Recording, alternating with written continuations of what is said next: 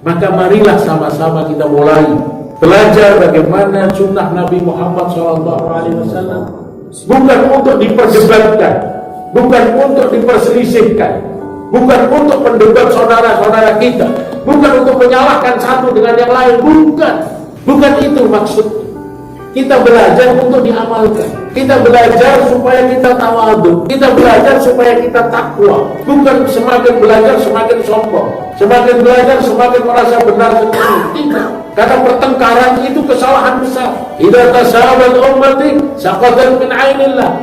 Ketika umatku bertengkar, jatuh mereka dari pandangan Allah. Tidak dipandang lagi oleh Allah. Walaupun amalannya hebat, ilmunya sepudar, tapi dalam kerjanya bertengkar, tidak dipandang oleh Allah.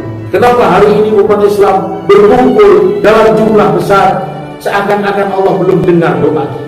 Kenapa? Karena kita selalu bertengkar. Kita merasa diri kita lebih baik daripada orang lain. Kita merasa kelompok si fulan beda dengan kelompok saya. Madhab si fulan beda dengan madhab saya. Guru si fulan beda dengan guru saya. Saya bukan dari bagian dia bukan dari bagian saya. Ini bukan ajaran Nabi Muhammad SAW.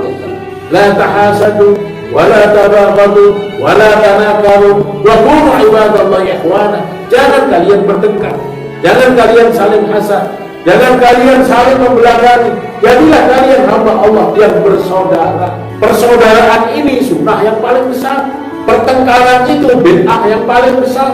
Maka kita jangan sampai bertengkar cuma gara-gara khilafiyah.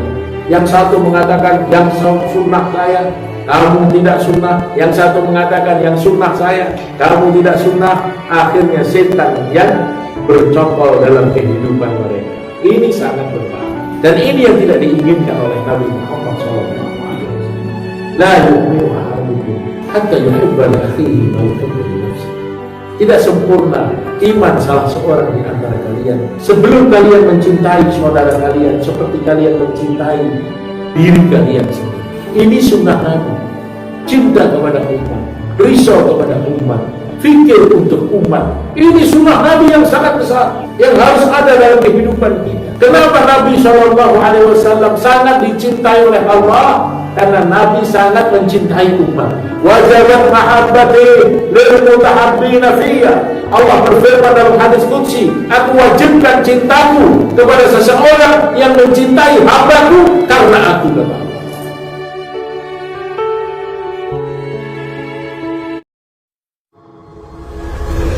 Justru di tanggal-tanggal seperti ini, di ujung-ujung penanggalan Desember ini, justru kita semakin khawatir.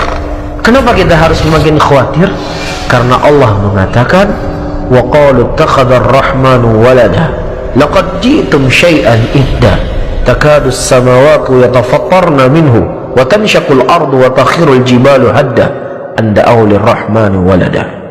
Dan ketika mereka mengatakan Allah itu punya anak, sampai-sampai langit itu runtuh, gunung itu hancur, dan bumi itu terbelah. Ketika mereka mengatakan Allah punya anak, ini sesuatu yang kita khawatirkan, ya, sesuatu yang harus kita takuti. Jangan sampai semakin tersebar keyakinan seperti ini, semakin cepat datang bencana Allah Subhanahu wa Ta'ala kepada kita. Dan demikian kita lihat, setiap akhir penghujung, setiap awal tahun, selalu banyak musibah, selalu banyak bencana. Jadi apakah mungkin seorang Islam yang berakal mereka bahagia, senang mengucapkan selamat? Ya, jadi secara tidak langsung Anda mengatakan selamat hari lahirnya Tuhan Yesus. Hati-hati, Rasulullah telah mengingatkan, ya, innal abda la yatakallamu bi kalimatin. Seorang hamba berbicara dengan sebuah kalimat yang itu membuat Allah murka dan tidak sadar dia bahwa kalimat itu mengantarkan dia ke dalam nerakanya Allah. Iyadzal billah. Ya, saya tegaskan kembali, adapun masalah toleransi, silakan kita bertoleransi dengan mereka dalam urusan apa? Muamalah, dalam urusan pergaulan yang tidak ada sangkut pautnya dengan urusan keagamaan. Ketika sudah urusan itu adalah urusan keyakinan, maka tidak ada toleransi di situ. Lakum dinukum waliyadin. Bismillahirrahmanirrahim. Qul ya ayyuhal kafirun la a'budu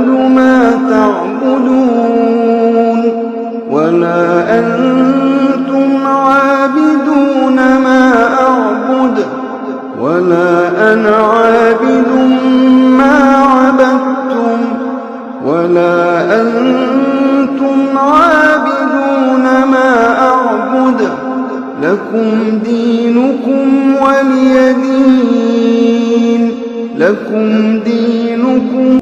Al-Habib Mundir bin Fuad Al-Musawa pernah di masa hidup beliau ketika acara majelis Rasulullah itu bertepatan di malam tahun baru 1 Januari. Beliau menyebutkan apa?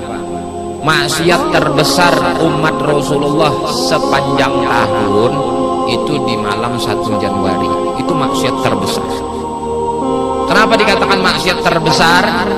Karena panggung-panggung musik ditegakkan, hotel-hotel semuanya di booking, dan dengan plus-plus dan bonus-bonusnya. Minum-minuman keras dijual bebas, tempat-tempat rekreasi full dan penuh. Dan yang sangat menyedihkan, kata beliau, yang meramaikan malam tahun baru itu adalah umatnya Nabi Muhammad. Kalau bukan umat Nabi Muhammad, kita kan peduli. Di Amerika tahun baru sampai betalan jangan se-Amerika beguling di atas aspal, marah hanya anak pembunuh diri ke situ, ada bapak. Kalau peduli kita. Tapi ini yang menyedihkan, kata Habib Mundir, apa? Yang menyedihkan dan menyakitkan hati, yang banyak meramaikan malam tahun baru ini adalah umat Nabi Muhammad. Kata beliau, kalau zaman dahulu orang-orang kafir Quraisy menaruh kotoran ketika Nabi sujud dan sholat, menaruh kotoran, saat ini umat Nabi Muhammad itu bukan menaruh kotoran ke punggung Nabi, justru melemparkan kotoran ke muka Nabi, kata beliau. Bujur itu apa yang disampaikan oleh Allah yarham Al-Habib Mundir bin Fuad Al-Musawa, pimpinan Majelis Rasulullah Pusat. Jadi ini himbauan, jangan umpah-umpatan sudah merayakan tahun baru segala macam. Tahun baru kita apabila 1 Hijriah itu tahun baru kita, 1 Muharram itu tahun baru kita itu. Hadirin hadirat yang dimuliakan Allah, malam hari ini malam paling banyaknya maksiat umat Nabi Muhammad. Kita tidak akan menentang, menyalahkan orang-orang yang non-muslim karena memang hari raya mereka, tapi justru hari raya ini lebih banyak diramaikan oleh muslimin, umat Nabi Muhammad, menghancurkan hati Muhammad. Kalau di masa dahulu Rasul bersujud ditimpahi kotoran onta oleh Quraisy, masa sekarang umat melemparkan kotoran dosa ke wajah Muhammad. Siapa yang akan mensyafaati para pendosa ini kalau bukan Sayyidina Muhammad?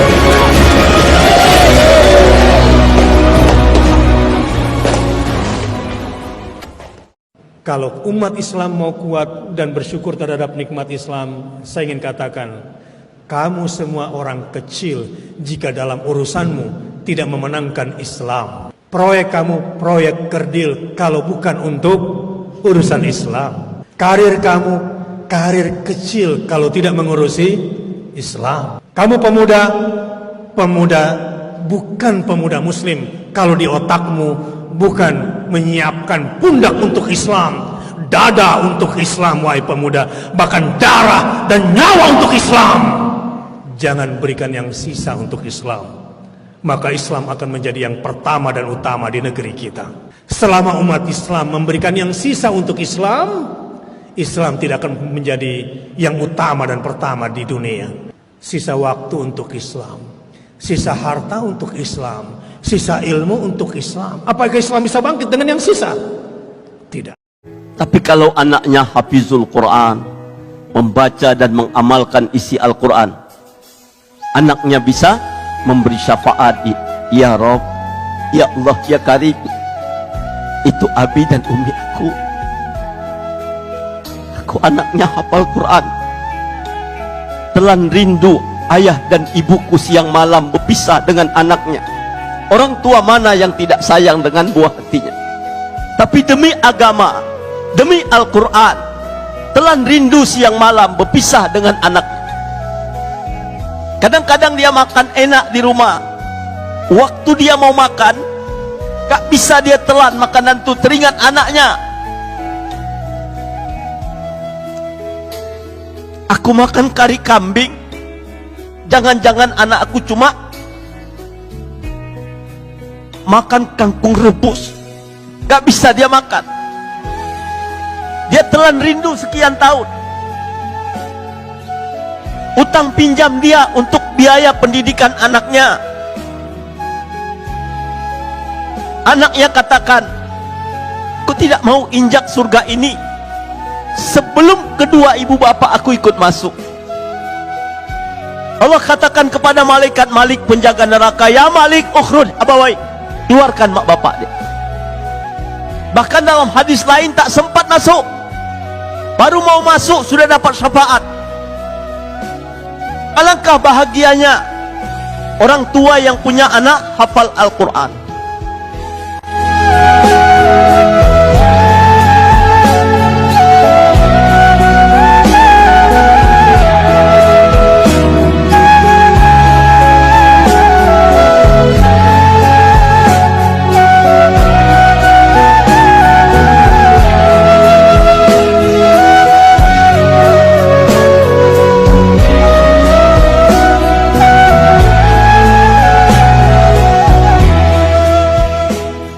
Jangan dipandang remeh dakwah ini. Sekarang perhatikan, kalau nanti kita bangkit di hari kiamat, ternyata sama Allah sholat kita ditolak, sholat muka ikhlas. Ternyata puasa kita ditolak, puasamu tidak bisa menahan lisan dari ghibah. Ternyata haji kita ditolak, hajimu riya. Ternyata sedekah kita ditolak, sedekahmu dengan kesombongan. Semua amalan kita oleh Allah ditolak, celaka kita. Maka ternyata datang satu orang teng ke hadapan Allah, dia bilang, ya Allah selamatkan dia. Loh kenapa? Berkat dakwahnya ya Allah, aku ngerti bagaimana pentingnya sholat. Nah itu yang kita cari. Maka nge-share kajian, ngerekam kajian, menyampaikan info tentang pengajian, gandeng tangane teman untuk datang ke pengajian, itu yang paling kita harapkan di sisi Allah. Kalau